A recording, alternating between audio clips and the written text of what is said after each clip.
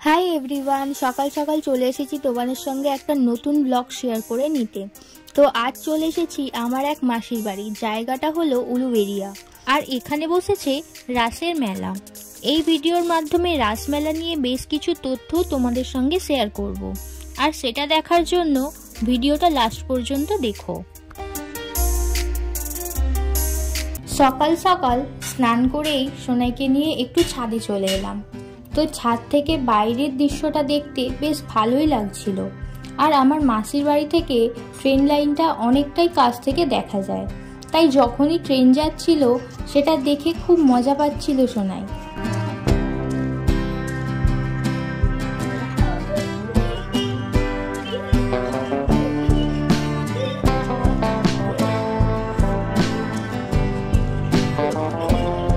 বেশ কিছুক্ষণ ছাদে কাটিয়ে চলে এলাম নিচে।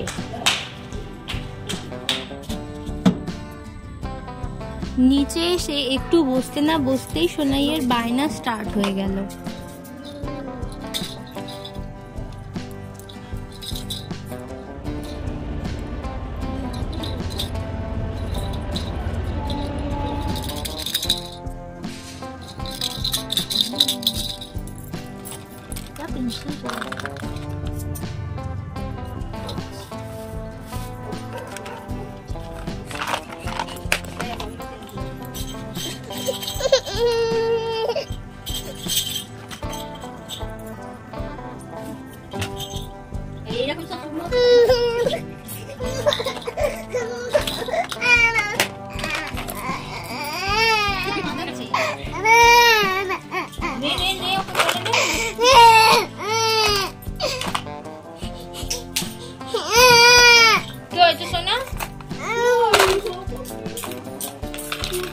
ওকে পেন্সিল বক্স থেকে ওকে সব রং পেন্সিল গুলো দিতে হবে, আর ও মুখে দেবে।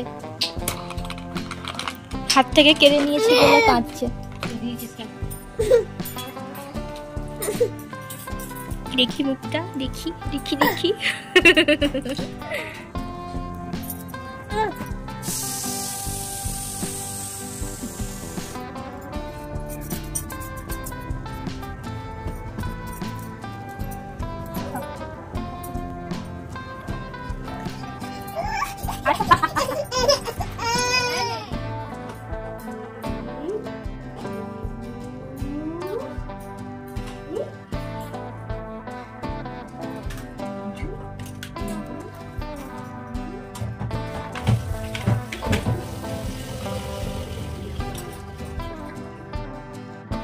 তো আমি যতক্ষণ সোনাইকে নিয়ে খেলছিলাম ততক্ষণ মা ওর খাবারটা রেডি করে নিয়েছিল।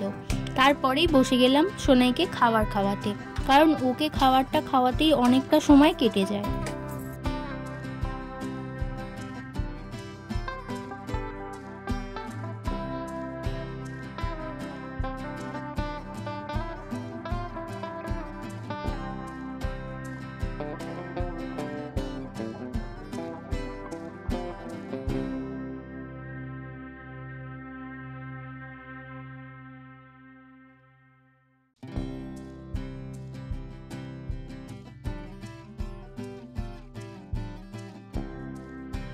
ওকে খাইয়ে দাইয়ে ঘুম পাড়িয়ে দেওয়ার পর আমরাও খাওয়া দাওয়াটা সেরে নিলাম।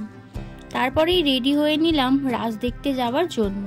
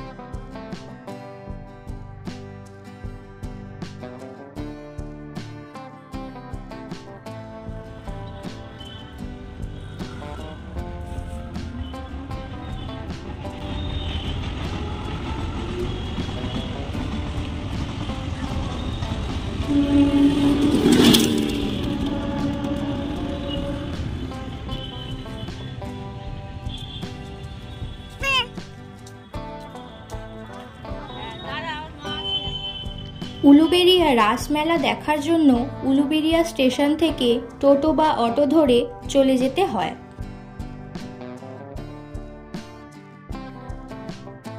চলে গেলাম রাসমেলার ভিতরে। উলুবেড়িয়া কালী মন্দিরের ঠিক উল্টো দিকেই বসেছে এই রাস। ভীষণ সুন্দর করে সাজানো হয়েছে। এবার চলো রাস উৎসব নিয়ে তোমাদের কাছে কিছু কথা শেয়ার করি। রাস উৎসব মানেই আমরা জানি ভগবান শ্রীকৃষ্ণের রাসলীলার মধুর উৎসব, যেখানে ভগবান শ্রীকৃষ্ণ শ্রীরাধা আর তার সখীদের নিয়ে লীলা খেলা করেছিলেন। ভগবান শ্রীকৃষ্ণ বস্ত্রহরণের দিন গোপিনীদের কাছে প্রতিজ্ঞা করেছিলেন যে পরবর্তী পূর্ণিমা তিথিতে তিনি রাসলীলা করবেন। শ্রীকৃষ্ণের সুমধুর বংশীধ্বনিতে মুগ্ধ হয়ে গোপিনীবৃন্দ আপন আপন কর্তব্যকর্ম বিসর্জন দিয়ে সংসারের সকল মোহ পরিত্যাগ করে বৃন্দাবনে উপস্থিত হয়েছিলেন এবং শ্রীকৃষ্ণের চরণে নিজেদের সমর্পণ করেছিলেন। প্রথমে শ্রীকৃষ্ণ গোপিনীদের স্বগৃহে ফিরে যেতে অনুরোধ করে বলেন তাদের সংসার ধর্ম পালন করা উচিত, কিন্তু গোপিনীরা নিজেদের মতে দৃঢ় ছিলেন। ভগবান ভক্তের অধীন। শ্রীকৃষ্ণ গোপিনীদের দৃঢ় ভক্তি দেখে তাদের মনোকামনা পূর্ণার্থে রাসলীলা আরম্ভ করেন।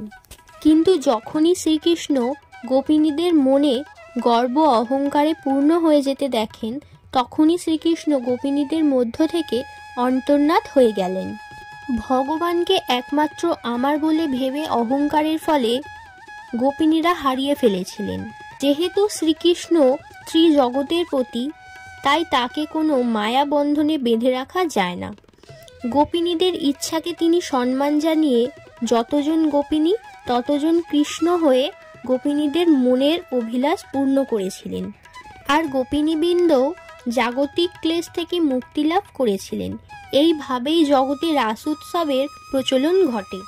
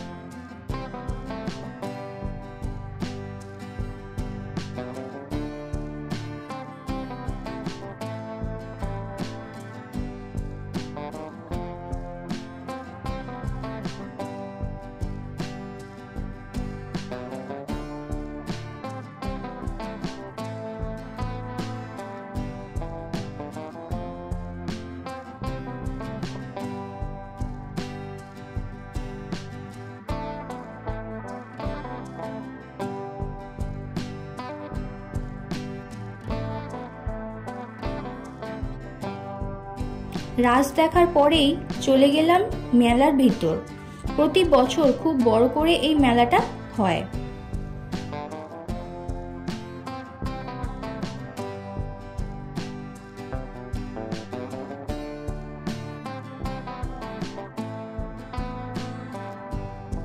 মেলায় ঢুকেই সামনেই দেখলাম এই জিলিপি বাদামের দোকানটা। দোকানের নাম মোহন মিষ্টান্ন ভান্ডার অ্যান্ড রেস্টুরেন্ট। তো এখানে জিলিপি, বাদাম, গুড়কাঠি সহ নানান খাবার বিক্রি হচ্ছে। এমনকি চিকেন কষা, রুমালি রুটি, মোগলাই আরও অনেক কিছুই এই দোকানে বিক্রি হচ্ছে।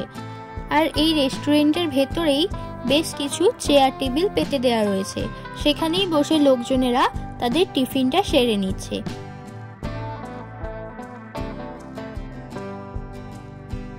আমার তো ছোট থেকেই মেলায় যেতে ভীষণ ভালো লাগে। তোমাদের কেমন লাগে কমেন্টে জানিও তো আমাকে। আর মেলা মানেই মনের মধ্যে এক আনন্দের অনুভূতি। সকলের প্রয়োজনীয় জিনিস সবই মোটামুটি এই মেলায় পাওয়া যায়। জিলিপি, পাঁপড়, বাদাম সহ নানান খাবার দোকান ছাড়াও বাচ্চাদের খেলনা, বড়দের সাংসারিক জিনিসপত্র সবই এখানে পাওয়া যাচ্ছে। এমনকি নাগরদোলনা, বাচ্চাদের জন্য দোলনা, এগুলোও এখানে আছে।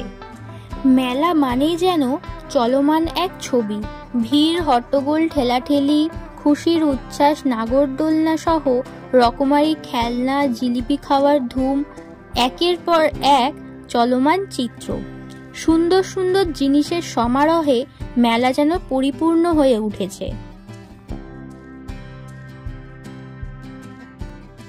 আর মেলা থেকে বেশ কিছু জিনিস আমার পছন্দ মতো আমি কিনেছিলাম।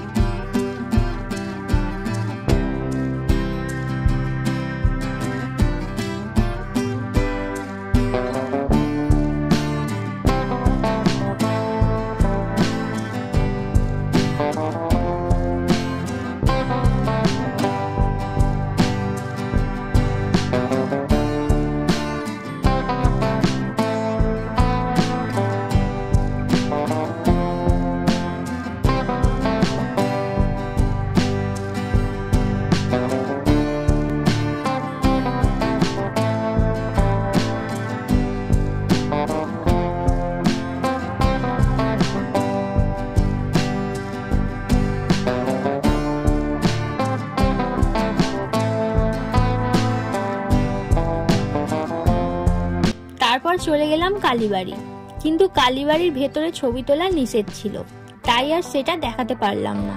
দূর থেকেই যেটুকু পেরেছি তোমাদের জন্য দেখালাম। আর কালীবাড়ির পাশে এই দোকানগুলোয় সুন্দর সুন্দর ডিজাইনের শাঁখা পাওয়া যায়, তোমরাও চাইলে এই দোকান থেকে এসে শাঁখা নিয়ে যেতে পারো।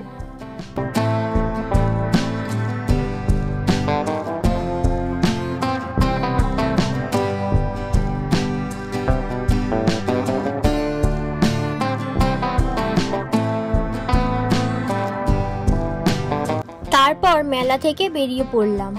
আর আমরা মেলার ভিতর কিছু খাইনি, মেলা থেকে বেরিয়ে খাওয়া দাওয়া করেছিলাম।